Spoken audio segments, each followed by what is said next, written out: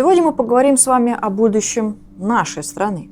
И как это ни странно, несмотря на то, что мы все еще пока в оккупации, я имею в виду оккупации со стороны мировой общественности, именно у России, у Руси есть возможность остановить османское завоевание.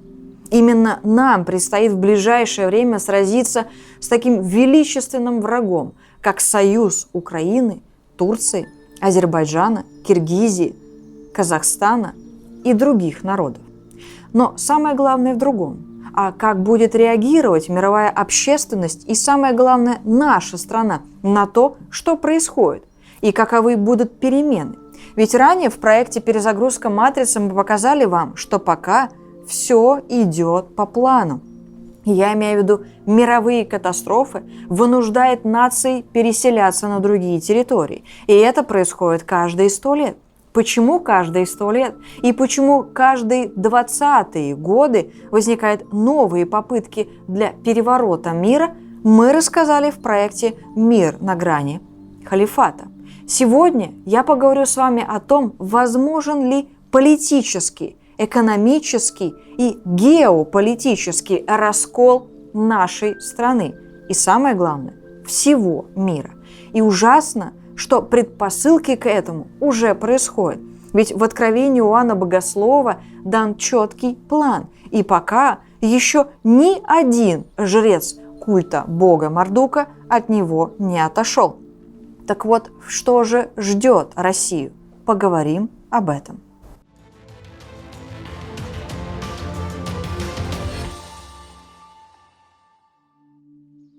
Итак, мы знаем о том, что сейчас нашим государством правит Владимир Владимирович Путин. Вы скажете, а смысл нам это напоминать? Ведь он вечный царь на вечном престоле Российской Федерации. Однако это ненадолго. Так уж вышло, что перед переходом того самого антихриста или бога Мардука очень важно изменить политическое и территориальное устройство всей планеты. Как мы ранее говорили, все территории, которые идут севернее тех самых гор, которые мы называем Эльбрусом, и ниже, все это будет, по мнению захватчиков планеты, Османская империя, включая тот самый Казахстан, Узбекистан, Туркменистан, Киргизию и другие государства, в том числе, вероятнее всего, Монголии. Но самое главное другое, что к 2026 году вся политика всей мировой элиты должна категорически измениться.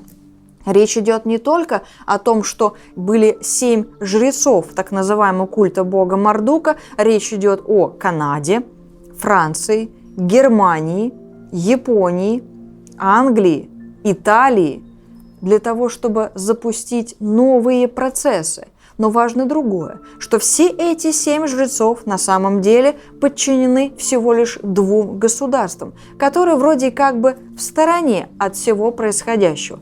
Первое государство – это Израиль, это те самые сефарды, то есть я имею в виду банкиры, которые по факту правят миром. И, конечно же, та самая Османская империя, которая является военной частью того самого государства. В перезагрузке матрицы мы показали, что сразу несколько глав из Откровения Иоанна Богослова предвещают объединение мировых религий, и этот процесс уже начался. Для этого необходимо дискредитировать другие религии, что также активно идет в Италии, я имею в виду ту самую римскую католическую церковь. Далее мы увидим с вами объединение 2 религий. Это ислама, ну и самое главное иудаизм. Более того, если опять-таки верить Откровению Иоанна Богослова, к концу времен даже эти 2 религии объединятся в один, но не религию, а культ. Культ бога Мардука или бога Дионисия и так далее. Все это мы рассказывали в нашем проекте «Перезагрузка матрицы». Важно отметить другое, что сейчас необходимо не просто изменить мировую экономику, или, как мы ранее предсказывали, что вакцина от того самого страшного вируса пойдет из Германии. Ведь это банальная логика. Ведь если немцы будут править наукой, значит они должны сотворить чудо в виде вакцины, которая всех вдруг неожиданно исцелит. Ну а Великобритания должна полностью изменить экономику планеты. Но когда это произойдет? С 10 октября 2020 года процесс запустился, а внедряться активно и массово он начнет с 10 декабря 2020 года. Мало того, что эта дата является самым главным праздником в иудаизме, речь идет о священном, скажем, для них Новом Годе. Мы отмечаем его в ночь 31 декабря на 1 января, они отвечают в этом году в ночь с 10 декабря на 11 декабря 2020 года. Вот почему события сейчас идут весьма медленно, верно, медленно в сторону определенных тенденций. С 10 декабря изменить мировую элиту практически будет невозможно. Самое главное еще и другое. На самом деле именно 10 декабря является одним из уникальных праздников. На самом деле речь идет о празднике, который мы называем «Права человека». Декларация по правам человека была принята как раз 10 декабря в ООН.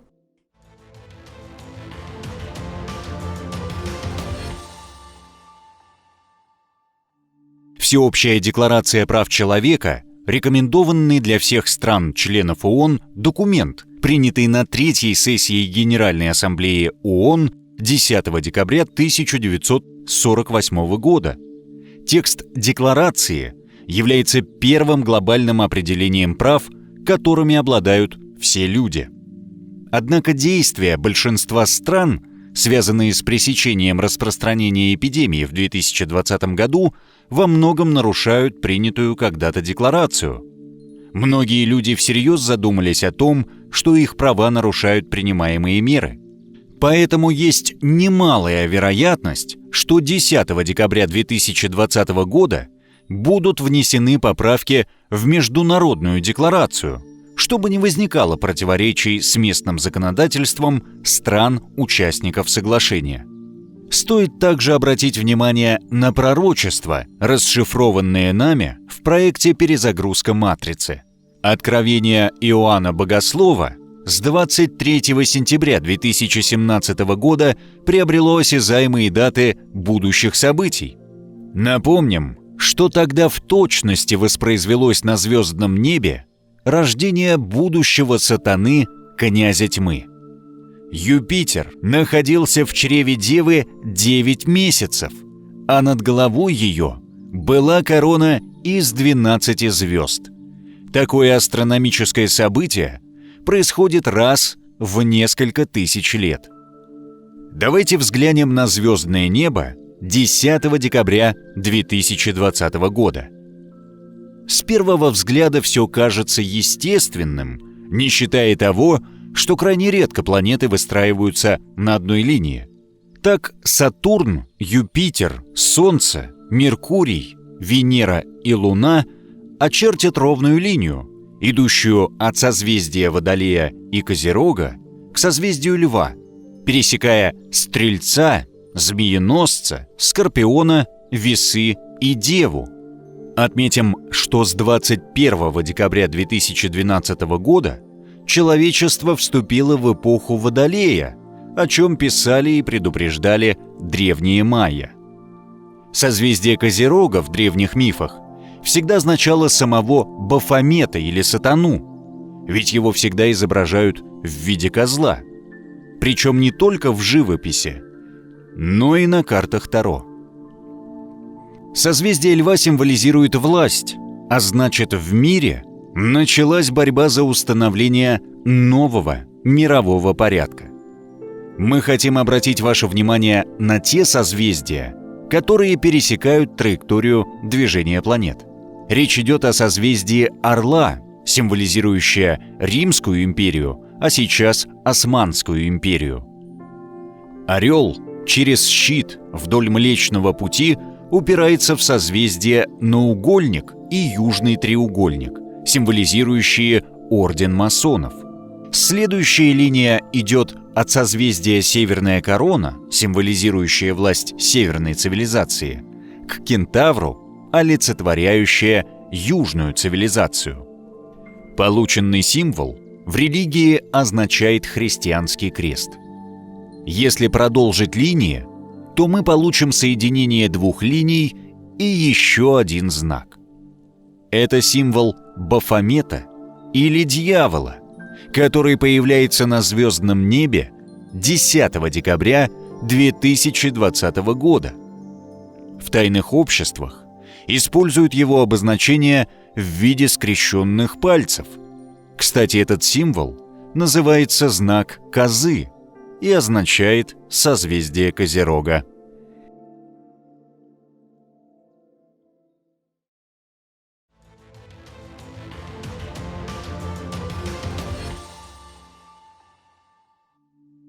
И что самое интересное, 10 декабря когда-то эта декларация была принята, а 10 декабря 2020 года она будет уничтожена. И именно с этой даты начнется захват или цифровизация планеты Земля, или тот самый третий всадник апокалипсиса. Напоминаю, первый всадник апокалипсиса – это болезнь, второй всадник – это война, и она уже идет. Война началась 6 апреля 2020 года, если кто-то это не понял. Ну и самое главное, третий всадник – это непосредственно тот самый цифровизация. Мы об этом говорили в нашем проекте «Перезагрузка матрицы». Рекомендую пересмотреть. Ну а теперь еще один интересный момент. Для того, чтобы свергнуть современное политическое устройство и в последующем передать его Франции, а мы помним из фильма «Перезагрузка матрицы», Франция будет править миром в следующую эпоху. Так вот, для того, чтобы передать, необходимо убрать с мировой арены самых важных и самых главных ее правителей. И с 10 декабря 2020 года этот процесс начнется. По разным причинам. Кого-то свергнут, кого-то убьют, как обычно, отравят. Кого-то попросят уйти с должности, кто-то сам вдруг неожиданно, что скорее всего произойдет именно с российским президентом, уйдет со своего поста. И даже если президент России в следующем году не покинет пост в определенную дату, которую я вам сейчас назову, то, скорее всего, он все полномочия отдаст другому лицу. А вот теперь самое главное. Какому лицу? Перед началом войны всегда, если мы говорим о крупных войнах, всегда происходило время для того, чтобы собрать содружество. Вот сейчас до 10 декабря 2020 года все страны должны объединиться либо в один блок, либо в другой блок. Вот почему сейчас будет очень много всевозможных международных встреч и соглашений. Более того, не просто объединиться, а самое главное – понять, кто будет править во время будущей войны. И как мы понимаем, правление в виде одного президента или одного монарха неэффективно в случае войны, поскольку фронт очень длинный. Поэтому всегда накануне войн происходило объединение или появление так называемых госсоветов, каких-то больших национальных партий и прочего. Вот почему в ближайшее время Владимир Владимирович просто обязан заняться формированием того самого госсовета. И именно госсовет будет в будущем править Россией, а не президент Владимир Путин. И уже при этом будет неважно, останется он на посту или нет. Единственной существенной помехой в начале будущей Третьей мировой войны является, как это ни странно, президент Белоруссии Лукашенко. Я знаю, вы очень много меня критикуете, говоря о том, что я совершенно ничего не понимаю в тех зверствах, которые происходят сейчас в Минске. Я также уже неоднократно отвечала на эти комментарии в своих социальных сетях. Я понимаю, что вы сейчас находитесь в тяжелом положении, но вы должны также понимать, что провокации, приводящие к насилию, исходят не от Лукашенко и даже не от вас, от народа, а от тех людей, которые приходят на мирные протесты с оружием и провоцируют власти также применить оружие. Ни один мир не должен начинаться с насилия, поэтому выбирайте, если вам кажется, что это не ваш президент, выбирайте другие способы защиты. Самое главное другое. При всем том, что вам не нравится Лукашенко, все же национально он действительно является единственным на сегодняшний момент президентом нашего, скажем так, происхождения, в отличие от всех других президентов. Да, ему действительно летом было приказано уйти с поста. Я имею в виду даже не баллотироваться. Но он сказал всем: да, я вас понял, я не буду, но тем не менее баллотировался. И он, как вам может показаться странным, но он действительно хочет защитить последний оплот русских земель. Поэтому, к сожалению, по нашим прогнозам, у белорусского президента очень незавидное будущее, очень высок риск того, что он будет также отравлен и свергнут именно по этой причине. Ну а теперь вернемся обратно к нашим, как говорится, землям, именно к Владимиру Владимировичу Путину. Вы знаете о том, что мы являемся не просто прогностами, скажем, логического или исторического происхождения. Мы в первую очередь нумерологи. И очень на многие вещи, даже в рамках пересмотра истории, мы наткнулись именно благодаря нашему видению цифр. Давайте тогда посмотрим на карту Владимира Владимировича Путина. И для наших студентов я буду использовать программу «Родовая карма». Однако не спешите забивать данные. Все потому, что не все наши методики включены в эту программу. В первую очередь мы не рассматриваем его здесь как человека. Он для нас все же президент. Поэтому вам нужно будет забить не Путин Владимир Владимирович, а, как его называют в мировой общественности, Владимир Путин. Отчество его не называют. А внизу, в нижней строке, пожалуйста, набейте «Российская, пробел, Федерация». Дата основания здесь в данной ситуации не будет играть роль. Нас в большей степени интересует дата, когда он непосредственно вступил в должность, первую должность президента Российской Федерации. И вот тогда мы получим то, что вы сейчас увидите на своих экранах. Итак, давайте посмотрим все-таки на карту Владимира Владимировича Путина как президента Российской Федерации.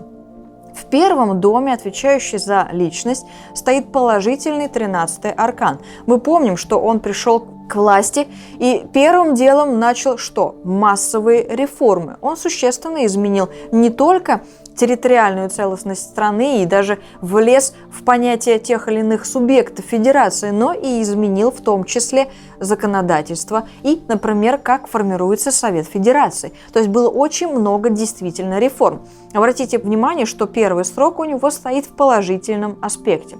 Следующий второй дом и второй аркан. Напоминаю, что здесь двойка, хоть и верховная жрица, но не отвечает за маму или женщин. Двойка отвечает в первую очередь за деньги, потому что это планета Луна, и она попала в свой дом. Она хозяйка своего дома. Второй дом тоже дом Тельца. И мы видим о том, что экономика страны действительно на втором этапе путинской реформы начала подниматься наверх. И к концу 2008 года он имел очень высокий и хороший, сильный вес на мировой арене. Возрождались некоторые заводы, часть, конечно, погибала, понятно, но это не его проблема, это проблема была Ельцина. Он запустил развал именно экономики с точки зрения промышленности.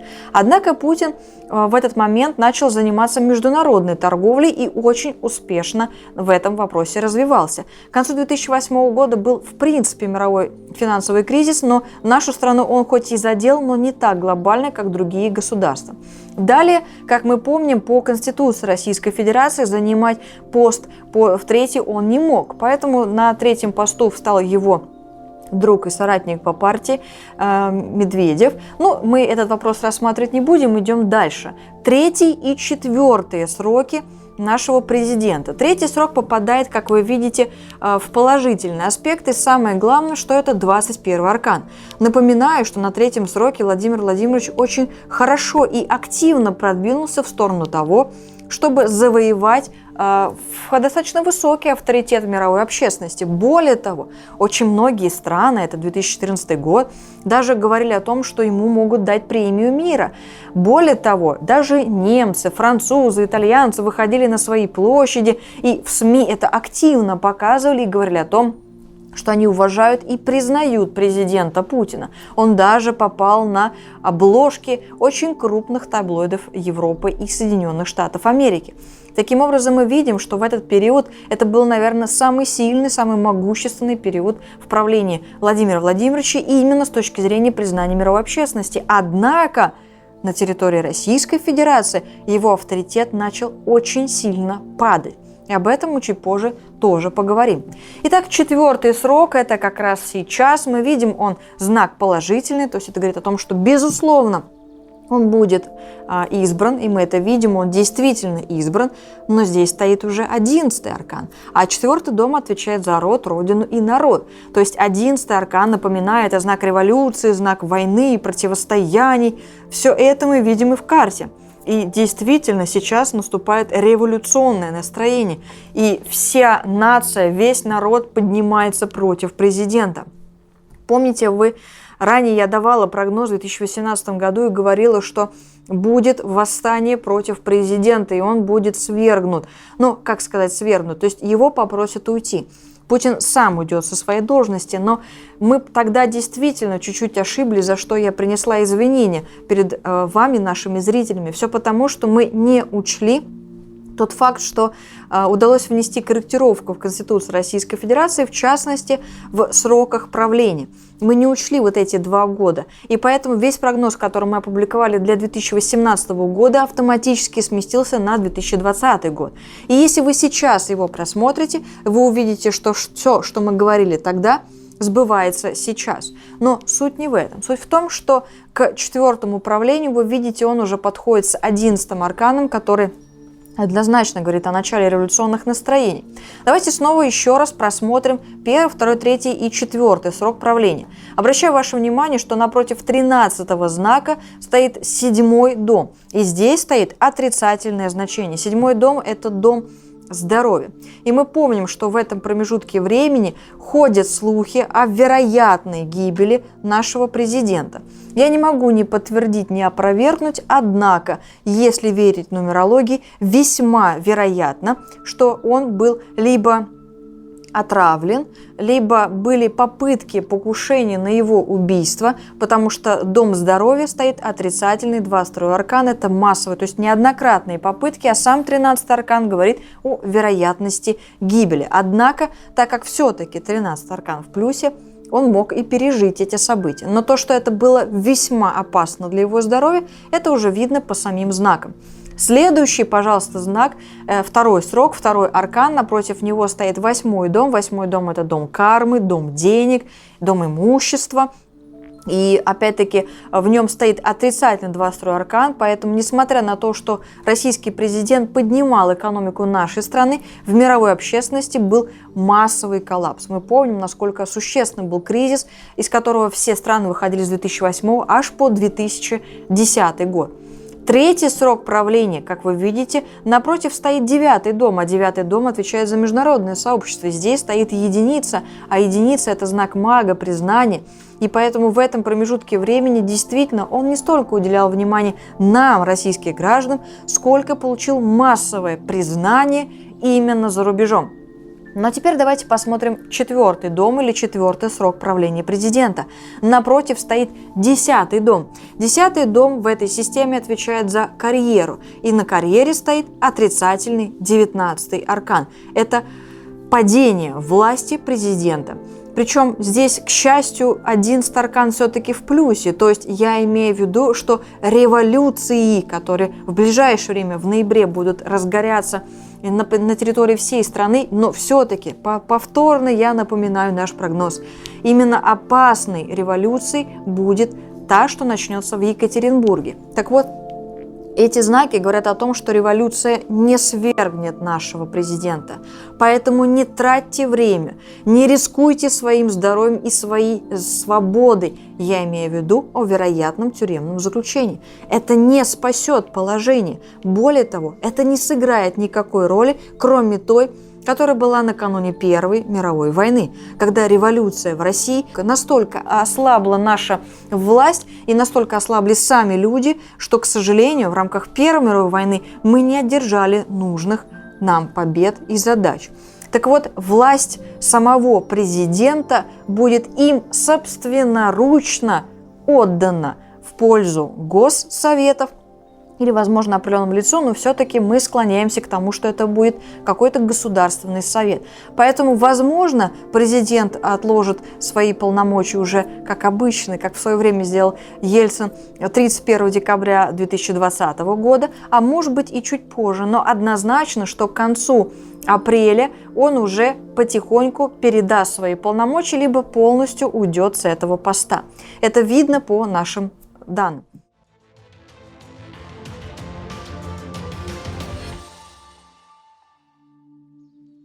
Опять-таки, он мог бы править дальше. Помните, он не случайно вносил изменения сейчас в Конституцию. А вы обратите внимание, где происходили изменения в Конституции.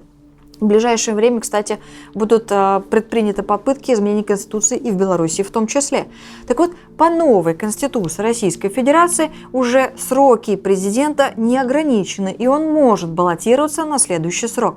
То есть, условно говоря, к следующему периоду он может выдвигать свою кандидатуру. Однако мы видим, опять-таки по знакам, что 5-го срока у президента не будет. Здесь стоит отрицательный знак. Более того, этот знак попадает в 5-й дом, а 5-й дом отвечает за хобби, за увлечение. И мы видим, что 5-й дом также отвечает за формирование союзов. Это дом преемников. И мы понимаем, что президент передаст свою власть некоему преемнику. А теперь интересно, что за преемник? Смотрим в дом напротив. В 11-м доме стоит 6-й аркан, то есть член семьи. Но ввиду того, что все-таки я не очень думаю, что это речь идет непосредственно о семейных, то есть кровных связях, хотя поговаривают о том, что зять Путина может занять его пост, все-таки я думаю, что здесь речь идет о семье в смысле о тайном обществе, то есть о семье в рамках одного какого-то тайного ложа. Поэтому руководителем того самого госаппарата будет человек, непосредственно имеющий отношение к какой-то тайной организации. Поэтому, как мы видим, 5-го срока у президента однозначно не будет. Если мы говорим о том, насколько правильно или неправильно выстраивать свою политику, давайте посмотрим в 6-й дом. 18-й аркан – это аркан, отвечающий не только за семью, брак, внутреннюю политику, но в первую очередь это дом семейственности, хозяйственности, дом быта. И сам аркан очень положительный, он стоит в положительном аспекте. Это говорит о том, что политика самого президента достаточно мягкая. Он не планирует разваливать страну, но, к сожалению, находится в рамках определенных условий. Что за условия? Напротив, 12-й дом. И в 12-м доме стоит отрицательный 20-й аркан. 20-й аркан – это аркан Руси, аркан рода. То есть идея и направленность правления не только президента, но и тех людей, которые за ним стоят, направлена на уничтожение понятия Родины и Руси, что уже не очень благоприятно. Если мы посмотрим на преемников нашего президента, то первым преемником, как вы помните, был Медведев. Это 11-й аркан, дом Марса. Он стоит в 9-м доме с положительным арканом, но опять-таки мои студенты знают, что если мы пойдем вниз и будем смотреть, есть ли будущее у этого преемника, то тут аж 2 отрицательных аркана. То есть Медведев никогда больше не вернется к президентскому сроку. Смотрим следующего преемника. Это у нас единица, дом Нептуна, 7-й дом. В 7-м доме, как вы видите, стоит отрицательный аркан. То есть преемник вступит на должность, замещая современного президента. А это означает, что он не дослужит до конца своего срока. Но будущее у этого преемника однозначно есть. Хотя нет будущего у его преемников. Поэтому, скорее всего, они будут выстраивать какой-то мировой порядок, в котором выборность президентов или тех самых служащих Государственного совета будет полностью прекращена. Поэтому я и сказала, что 10 декабря 2020 года весь мир будет оплакивать тот факт, что наконец-то в пользу, скажем, этих тайных обществ будет упразднен такое понятие, как власть народа, или свобода народа, потому что декларация по правам человека будет уничтожена 10 декабря 2020 года. Ну что ж, давайте теперь посмотрим на карму нашего президента, и здесь мы также разбили на несколько сроков. Итак, первый срок в отрицательном значении стоит 22-й аркан. Почему? Потому что наш президент был хоть и по сути как бы единственным предполагаемым на должность президента человек, однако выбирали из большого количества людей. Его задача на тот момент времени, как мы помним, опять-таки напоминает 13-й аркан, это совершенно другой расчет, но аркан вышел тот же, это реформы, которые он успешно проводил. На втором сроке его задача была отстранить других претендентов на президентскую должность, поэтому гонка была очень опасной для тех, кто в нее вступал. Он в итоге выиграл эту гонку, и его задача была перейти на другое мировое сообщество. И, как и мы помним, он возрождал мировую экономику. Третий срок. Ему уже противостояли люди из народа, то есть люди, которые не просто были политиками, а те, которые могли выходить из обычных граждан. Но, тем не менее, все-таки он победил, и его задача была уже реформировать и укоренять систему президентской власти непосредственно на территории России. Наш четвертый срок, 19-й аркан. И здесь за власть придется побороться. Как мы уже ранее говорили, как вы видите, 16-й аркан в плюсе. В чем состоит задача? Задача, напоминаю, 16-й аркан – разрушить старый мир и построить новый, что он и сделал.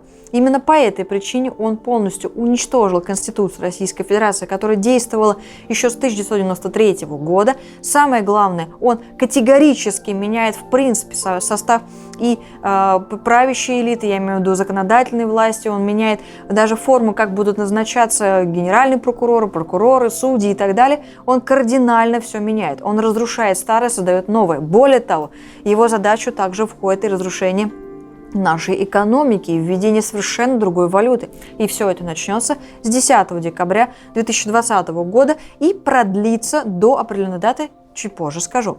Теперь интересно, смотрите, пятый срок, как вы видите, 15-й аркан в минусе, и это невозможно, поскольку 15-й аркан – это аркан дьявола, и на посту будет стоять человек, который в последующем протянет руку будущему Мардуку. И здесь уже задач у Путина нет, вычеркнуто значение. Шестой срок аналогично, падение власти, даже гибель, если он пойдет на шестой срок, хотя, конечно, по возрасту это уже невозможно, но если бы он пошел, то его бы убили на президентской гонке. Теперь давайте посмотрим на график президентского влияния с начала его правления.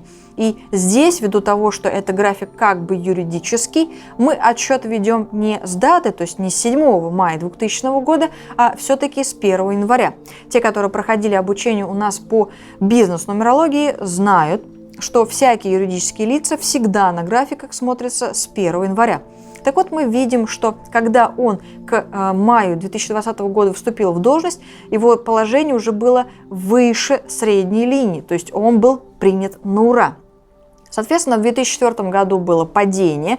На тот момент времени, когда как раз были переизбрания, ходили слухи о том, что, возможно, он не будет переизбран, но, тем не менее, вы видите, что даже по графикам видно, он переизбран и идет наверх.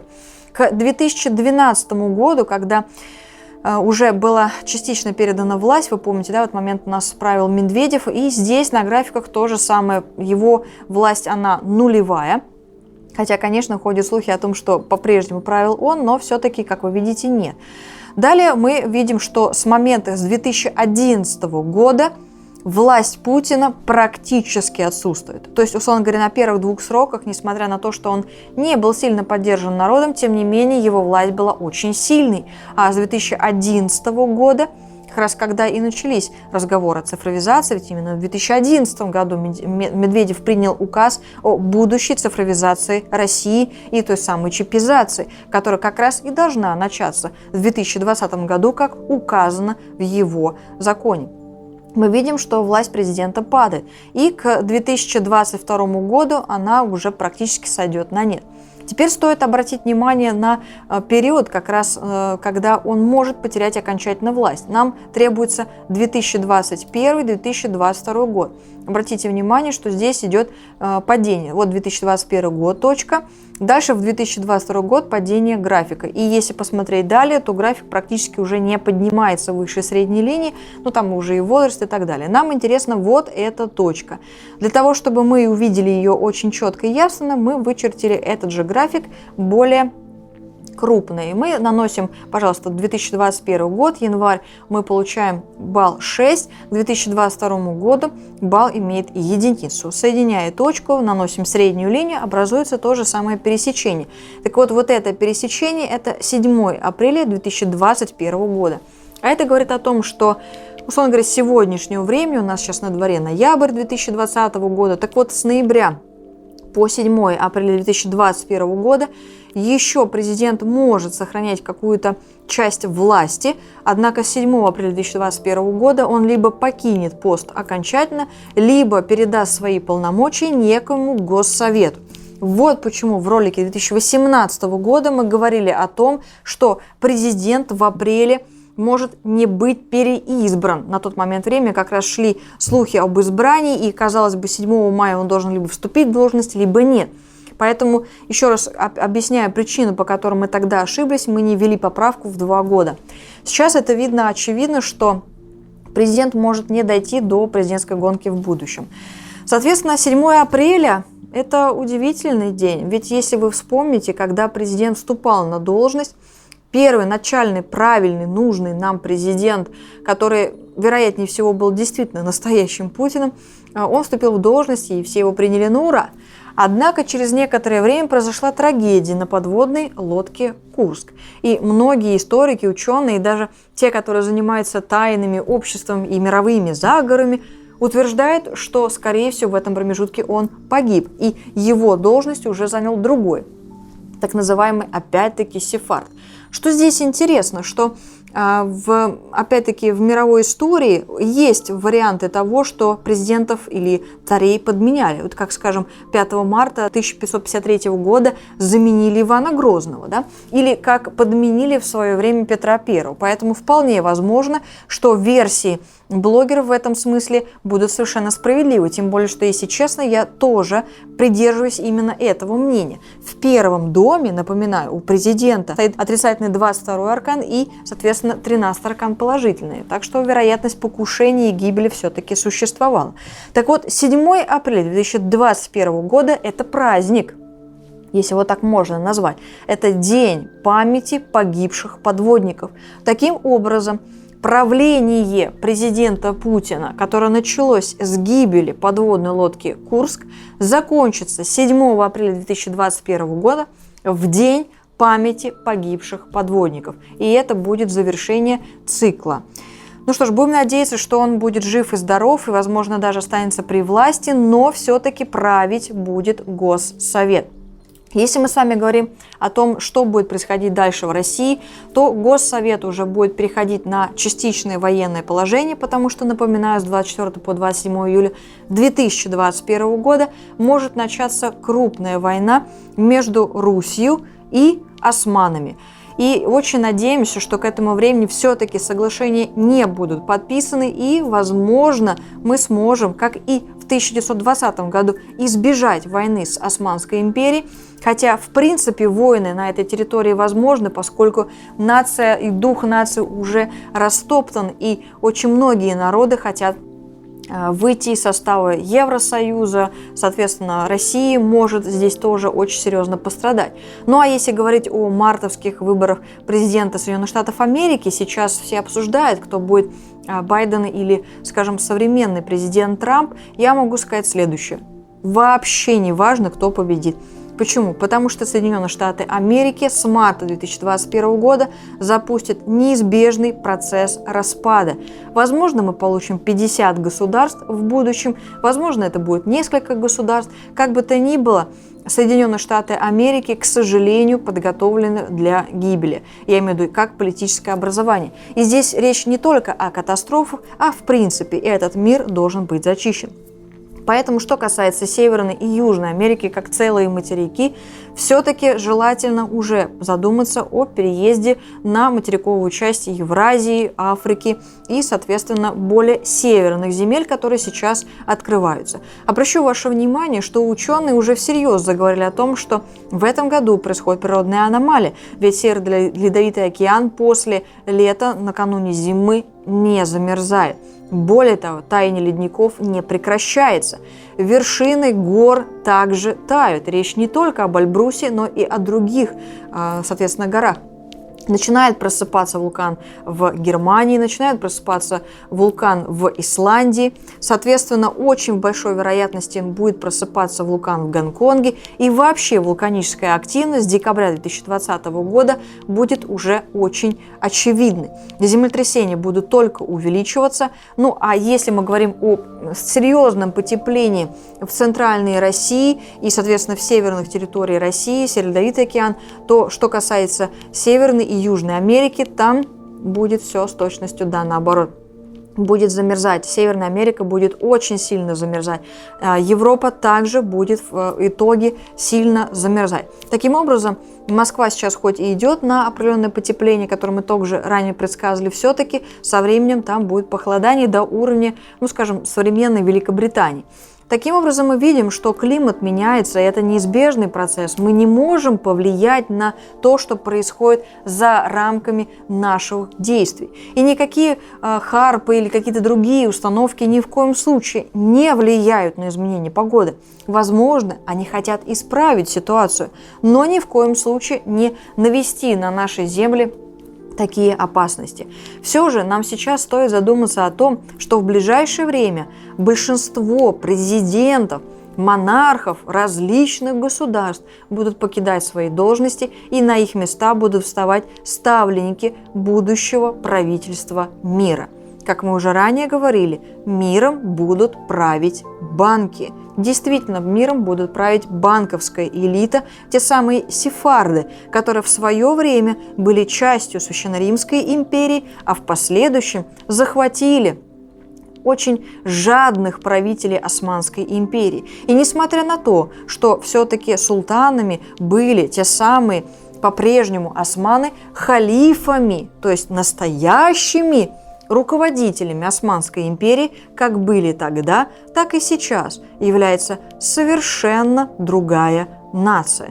И об этом стоит всегда помнить.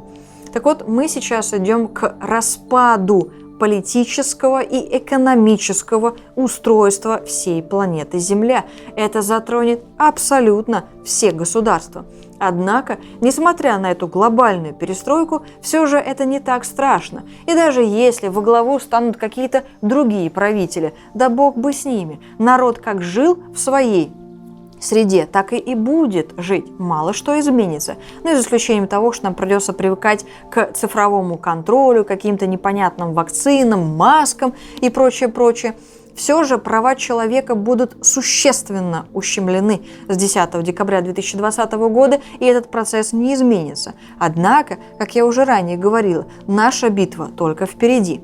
Наша задача только усилить свое влияние к 2034 году, отстоять Русь от османского захвата, не передать князю тьмы в 2026 году непосредственно правление во всем мире, и пускай играют наши правители в какие-то цифровые технологии. Главное, что наше спасение, или, скажем, человек, который действительно сможет возглавить Русь и привести ее к возрождению, появится только в 2034 году. Сейчас еще слишком рано. И возрождение Руси будет таким же неизбежным процессом, как и сегодняшние предпосылки к Третьей мировой войне. Но нам еще до этого стоит правильно дойти. Ну что ж, берегите своих правителей, какими бы они ни были, они все-таки сторонники старого мироустройства, а каждый новый принесет нам не то чтобы новое, а, к сожалению, то самое из Откровения Иоанна Богослова: к нам придет третий всадник апокалипсиса, а в 2026 за ним следом уже четвертый. Берегите свои семьи. Больше внимания уделяйте в первую очередь воспитанию своих детей, потому что кто-то, один из них, когда-то в будущем, в 2034 году, начнет возрождение Руси. Мы не знаем, кто это невозможно узнать, однако это уже рожденный и живущий на планете Земля человек. Будьте рядом со своими близкими. Ни в коем случае не поддавайтесь на какие-либо провокации. Не исполняйте план Мардука. Иначе нам всем придется вновь войти в Третью мировую, в глобальные эпидемии, в цифровизации и, возможно, гибель. С вами была Джули По. И я очень надеюсь, что этот проект изменит ваше отношение к тому, что происходит в мире. И как бы тяжело нам ни было, мы все должны объединяться.